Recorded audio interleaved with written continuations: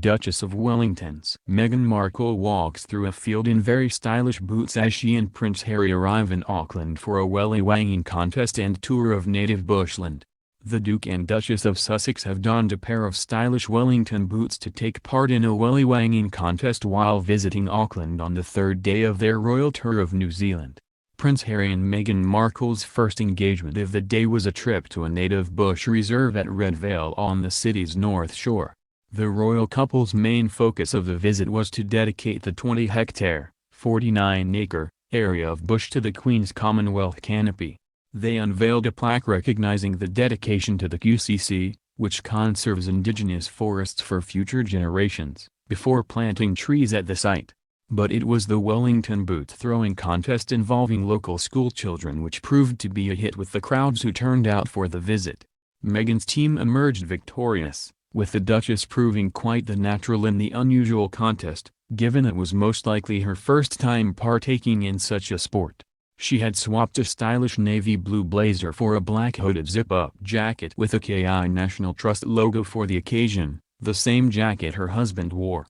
The $219, pound $120/$155 Wellington boots worn by the couple are from the original Muck Boot Company. They were later gifted a pair of small boots for their firstborn. Meghan pressed her forehead and nose up against another woman for the traditional hongi greeting while shaking her hand at a ceremony to dedicate the area of native bush to the Queen's Commonwealth canopy. Harry also embraced the woman's hand and gave her a similarly intimate hongi hello at the ceremony. The couple received gifts from locals following the ceremony, including what appeared to be a knitted rug and a pair of green children's Wellington boots with cartoon characters on them. A drizzle of rain did not appear to dampen the spirits of Meghan, who appeared cheerful in the front row of the ceremony. Harry on the other hand appeared rather glum at one stage as he held an umbrella above himself and a man seated at his side. Meghan made good use of her Wellington boots in the wet weather, helping two school children plant a native tree to add to the area of bush in the Queen's honor. She appeared focused on the task at hand, as did her two young helpers, who also wore rain jackets and Wellington boots to protect them in the soggy conditions.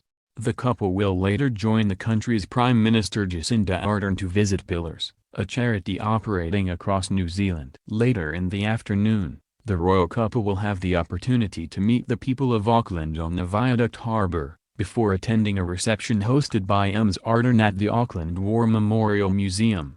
The final day of their Royal Highnesses tour will take place in Rotorua on Wednesday. The Duke and Duchess will head to Rainbow Springs to learn more about the center's kiwi breeding program. Later that afternoon, Meghan and Harry will head into the city for the chance to meet members of the public gathered there. The royal couple then heads back to London. New Zealand is the fourth country the royal couple have visited on their mammoth 16-day tour following visits to Australia, Fiji, and Tonga.